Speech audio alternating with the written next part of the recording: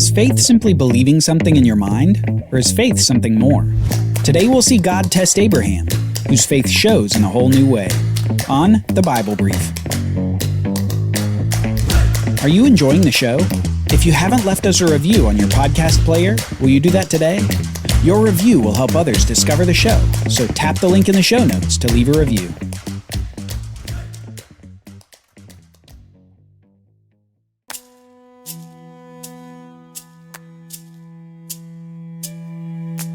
Now that Lot is safely out of now destroyed Sodom, Abraham can turn his attention elsewhere. And lest we forget, Abraham is a bit of a nomad. Since the land of Canaan isn't his yet, he has to move around the land without ever putting down roots. Abraham never builds a permanent home, and for his entire life after God calls him, he travels in and around the land of Canaan. He only settles for brief periods of time in his tent until he moves somewhere else. This likely has to do with farming and agriculture resources, for which he would have had the least priority claim, since he wasn't himself a Canaanite. Well, as part of this moving around, he encounters at least a few times a Canaanite man named Abimelech. In fact, his first encounter with Abimelech involves a similar deception as his visit to Egypt. Abraham says that Sarah is his sister for fear of the Canaanites. But yet again, God intervenes in the situation just like Egypt, and causes Abimelech to enrich Abraham even more and give him preference in the land regarding where he would dwell. Even in the midst of Abraham's arguably immoral deception of Abimelech, God continues to bless and protect Abraham. Now, after this episode with Abimelech, we see the birth of Isaac, the long-awaited promised son of Abraham in his old age, the miracle son of 90-year-old Sarah and 100-year-old Abraham. Let's start reading in Genesis 21. The Lord visited Sarah as he had said, and the Lord did to Sarah as he had promised. And Sarah conceived and bore Abraham a son in his old age, at the time of which God had spoken to him. Abraham called the name of his son who was born to him, whom Sarah bore him, Isaac. And Abraham circumcised his son Isaac when he was 8 days old, as God had commanded him. Abraham was 100 years old when his son Isaac was born to him. And Sarah said, God has made laughter for me.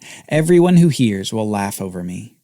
And she said, Who would have said to Abraham that Sarah would nurse children?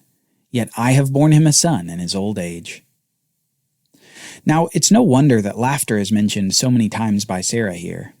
And if you think about it, it is kind of comical. Sarah and Abraham are old, and yet they have a newborn baby named Isaac. And do you remember how Abraham and Sarah reacted when they heard the news that they would have a baby? Each of them laughed too. And as if to capture that theme, God even communicated that the baby's name would be Isaac, meaning laughter.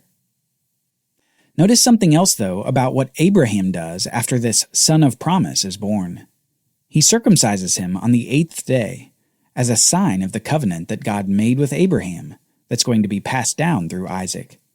Remember, God had said, I will make my covenant with Isaac. Let's keep reading. And the child grew and was weaned, and Abraham made a great feast on the day that Isaac was weaned.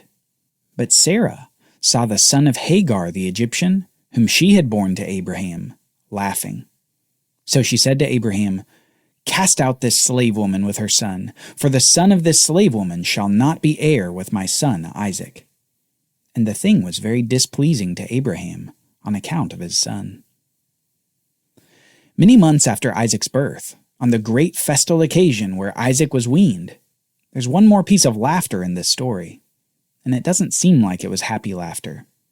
Instead, it was mocking. Ishmael upsets Sarah at this feast, and the joyous occasion turns stern. Sarah wants to cast Hagar and Ishmael out of the house, now. A request saddening to Abraham, given his love for his son by Hagar. But then God speaks to Abraham in this situation. God said to Abraham, Be not displeased because of the boy and because of your slave woman. Whatever Sarah says to you, do as she tells you. For through Isaac shall your offspring be named. and I will make a nation of the son of the slave woman also, because he is your offspring." So Abraham rose early in the morning, and took bread and a skin of water, and gave it to Hagar, putting it on her shoulder, along with the child, and sent her away. And she departed and wandered in the wilderness of Beersheba. While it may seem that God allows Abraham to banish Hagar and Ishmael into the wilderness with no protection or provision, God yet takes care of them even in that wilderness.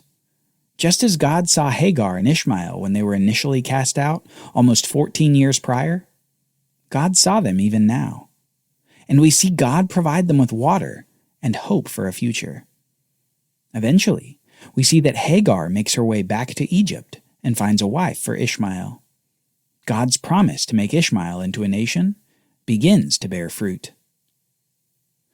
Now, with Abraham's firstborn Ishmael out of the household, you can imagine all of Abraham's energy now being poured into Isaac, the son of the promise. It would be through Isaac that the Abrahamic covenant would see continued fruition. It would be through Isaac that Abraham's offspring would come to possess the land, and eventually it would be through Isaac that a seed would come to bless all the nations of the world. Imagine Abraham looking at his son every day, the son on whom all of God's promises depended, and all of Abraham's faith found fruit. Imagine the love that grew in his heart for this boy. The first time he looked up at Abraham and said, "Daddy." The first time Abraham showed him how to put up a tent. The first time Abraham showed Isaac how to make sacrifices to the Lord. In some ways, there was only one son now in his vision, a tunnel vision that saw only Isaac, and at the same time saw God's promise. Now imagine that God takes it all away. Let's read Genesis 22. After these things, God tested Abraham and said to him, "Abraham." And he said, "Here I am." And God said, "Take your son, your only son Isaac, whom you love, and go to the land of Moriah, and offer him there as a burnt offering on one of the mountains of which I shall tell you." If Abraham ever wished that he were back in the land of his fathers, away from the land of Canaan and away from God's promises, this might have been it. He'd spent well over 30 years faithfully following God in an unknown land, among an unknown people, fighting battles not his own, looking for promises that always seemed far away. Until finally, God gave him Isaac. And now what does God want him to do? Isaac as a burnt offering? Isaac? Yet Abraham's response is not words of anguish. Instead, it's the silence of obedience. So Abraham rose early in the morning, saddled his donkey, and took 2 of his young men with him and his son Isaac. And he cut the wood for the burnt offering, and arose and went to the place of which God had told him. Did you notice that it said Abraham left early the next morning? It's difficult to comprehend how one could leave early to sacrifice a son whom you love. It's difficult to think about Abraham cutting the wood himself, on which his son would burn. And it's difficult to think that with each step he took toward Moriah, it was a step that he could have run in the other direction. But still Abraham continued. The Bible doesn't give us a lot of what's going on in Abraham's head on this journey to Moriah. It doesn't say if he was in constant prayer. It doesn't say if he's in somber silence.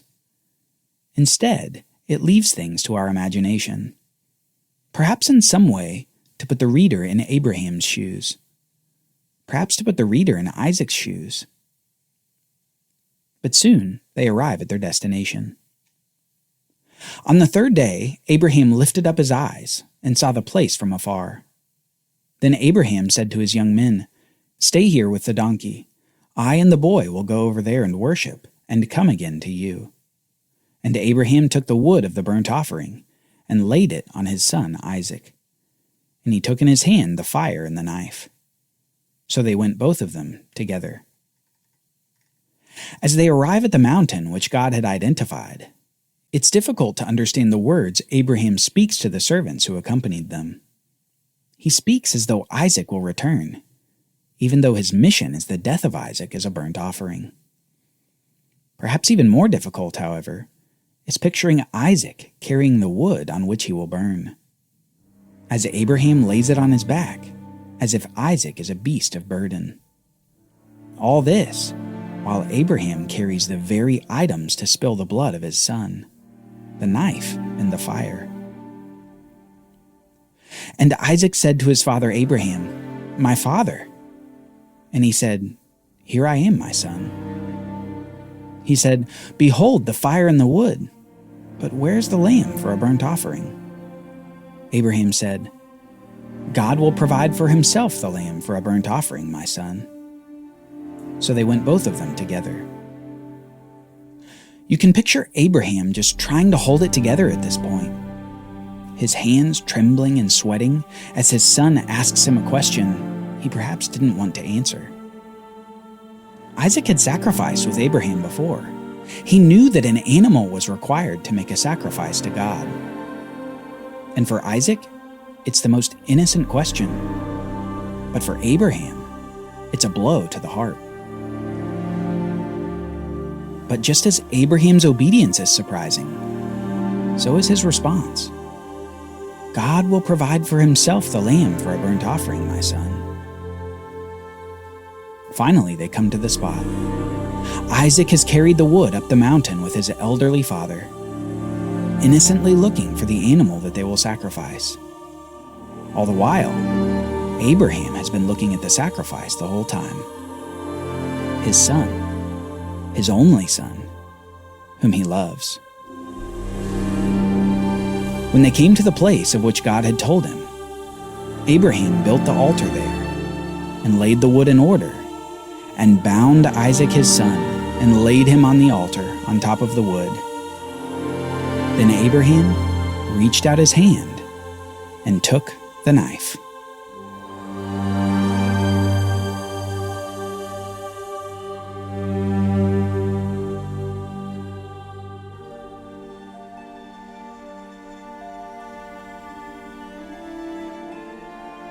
The Bible Brief is brought to you by the Bible Literacy Foundation, dedicated to helping people like you learn the Bible.